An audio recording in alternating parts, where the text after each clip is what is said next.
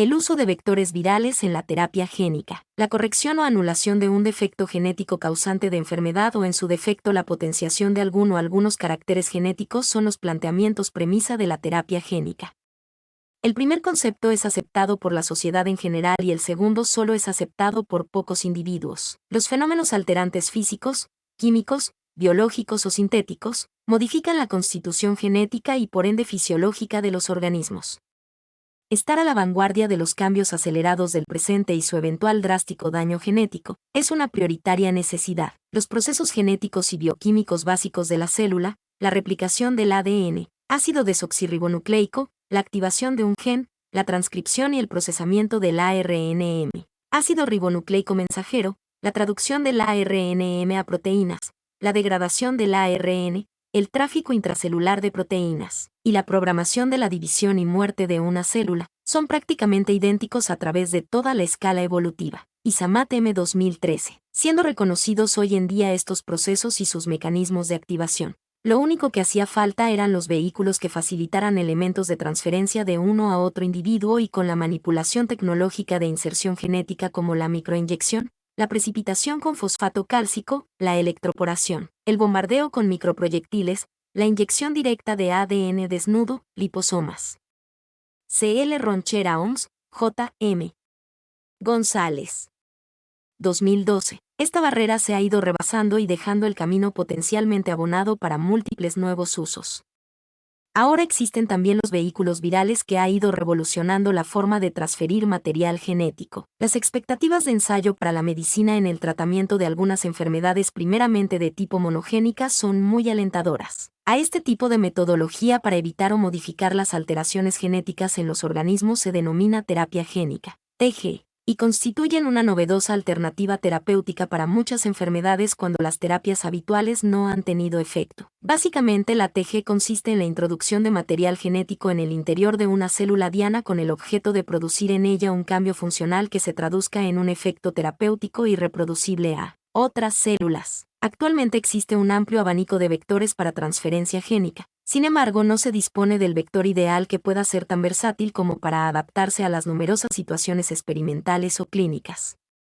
I. Narváiza, G. Masolini, Sequian, J. Prieto, Ismelero 2003. Dentro de este inmenso mare magnum de agentes existen vectores virales y no virales, pero solo un pequeño grupo ha sido blanco de investigación al uso como insertores, acopladores, translocadores o transfectores de material genético, secuencias genéticas, de manera medianamente estable y satisfactoria. Sucesivo a esto, su uso se ha visto restringido hasta lograr encontrar patrones de manufacturación totalmente acertados, inocuos, especialmente compatibles y con elevada probabilidad de manipulación estable, respuesta positiva y perpetuación de los factores corregidos y o agregados. Actualmente, dentro de los múltiples beneficios que el inteligente uso de micro y macroorganismos de forma física y o química nos permiten y su participación en la mitigación para inmensidad de variados desórdenes biológicos y genéticos un aliado inesperado, como se mencionó anteriormente, son los virus como importantes vehículos de transferencia génica. Por mencionar la relevancia de sus bondades y posibilidades, intentaré desenmarañar y con esto procurar comprender algo estos agentes virales, empezando con parte de su historia, sus mecanismos de modificación, la respuesta inmune, los vectores virales de mayor uso en TG, adenovirus, adenoasociados, herpesvirus y retrovirus, los cuales se han convertido en la forma más eficaz de transferir o modificar genes terapéuticos al interior de las células diana. Smith et al.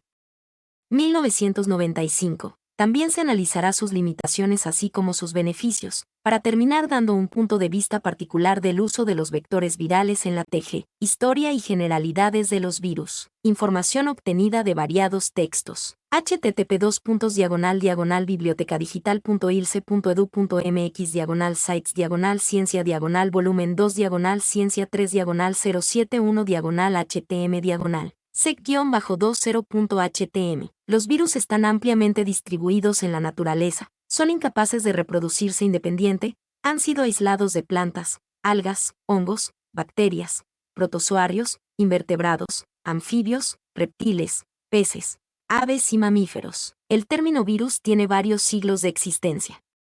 La disciplina científica hoy día conocida como virología apenas se remonta a las décadas finales del siglo XIX.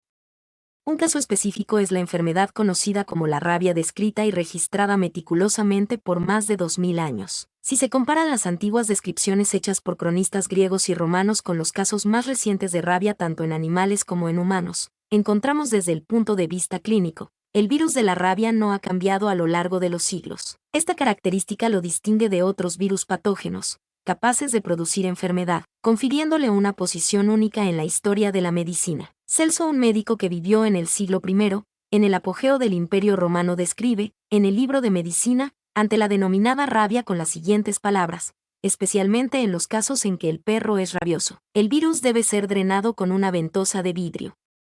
Celso identificó al agente de la rabia como un virus, aunque no el sentido moderno del término, se cree, pues el término latino virus significa veneno o líquido viscoso. Adquiere la connotación actual de agente infeccioso, en el siglo XVIII, debido a la creciente advertencia general de que existen muchas enfermedades contagiosas y transmisibles. Paralelamente, en los siglos XVII y XVIII, se manifestó la viruela como epidemia en Europa, tal vez de cepas diferentes a las arrasadoras que marcaron la invasión mesoamericana y al exterminio de grandes imperios como el azteca o el inca. Y en estas mismas épocas en la China se desarrolla una terapia denominada variolación, la cual consistió en la inoculación de individuos sanos con fluidos obtenidos de las vesículas eruptivas de personas afectadas por casos leves de viruela. En 1721, Mary Wortley Montagu, esposa del embajador británico en Turquía, introdujo la variolación en Gran Bretaña.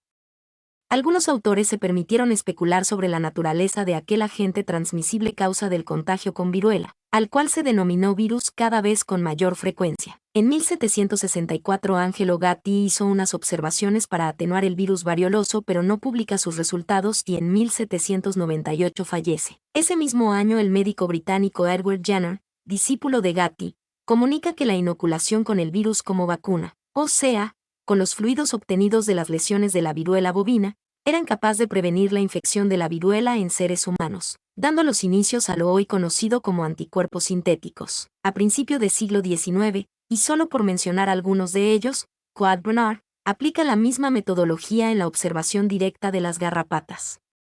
Claude Davaine en 1860 utiliza una combinación de experimentación y observación para rastrear el Bacteridium del anthrax. Robert Koch observó en 1876 que el bacilo del anthrax a veces forma pequeñas esporas capaces de atravesar la membrana placentaria. Por lo tanto, durante mucho tiempo el término virus fue restringido a denotar una misteriosa entidad infecciosa capaz de ejercer su efecto patogénico solamente por medio de la asociación en solución de ciertos elementos o partículas de naturaleza desconocida. Los avances en el conocimiento de los virus se atribuyen, en gran medida, a los estudiosos de la microbiología, bacteriólogos, pues gracias a ellos en procura de encontrar los microorganismos u orgánulos como les llamaron en su época. Con estos esquivos individuos, al presente les podemos reconocer. Louis Pasteur al tiempo con Dmitri Ivanovsky en 1892 hicieron también sus aportes al demostrar que el agente causal de la enfermedad vegetal, conocida como mosaico del tabaco, era capaz de pasar a través de los filtros a prueba de bacterias y no podía ser observado bajo el microscopio ni cultivado en medios artificiales. Más adelante, en 1898, Martinus Beijerinck concluyó que debía tratarse de una sustancia disuelta o soluble y, por lo tanto, de naturaleza molecular, quizás soluble en agua y capaz de replicarse, aunque solamente cuando se encontrara incorporada al protoplasma de la célula viva infectada, siendo lo más cercano al moderno concepto de virus. Peyton Rose encontró en 1911 que algunos tumores sólidos, conocidos como sarcomas de los pollos, podían ser transmitidos a pollos sanos por medio de un filtrado obtenido a partir de células tumorales. Otros aportantes a este concepto lo fueron F. por 1915, Félix de Hereye en 1917, por sus análisis con bacterias, al encontrar elementos no recuperables solo deducibles a los cuales denominaron bacteriófagos hoy reconocidos como virus de las bacterias. Estas partículas no podían ser visualizadas a través del microscopio, siendo este término de uso general, por largo tiempo, para algún patrón de afectación desconocida. La primera purificación de un virus fue lograda por Max Schlesinger en 1933 utilizando una técnica conocida como centrifugación diferencial.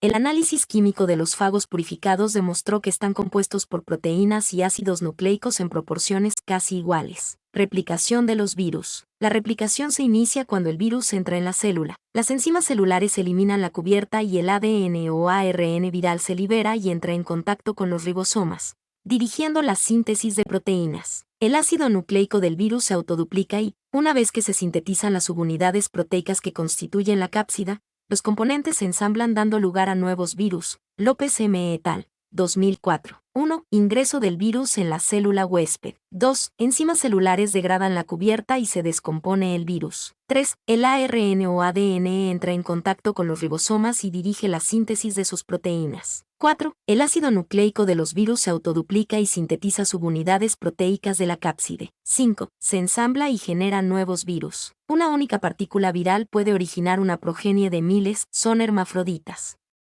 Determinados virus destruyen la célula infectada líticos, otros salen de la célula sin destruirla por un proceso de exocitosis que aprovecha las propias membranas celulares lisogénicos. En algunos casos las infecciones son silenciosas, es decir, los virus se replican en el interior de la célula sin causar daño evidente. Mi nombre es Demim, soy tu asistente personal. Mi sitio en internet es demim.es.tl.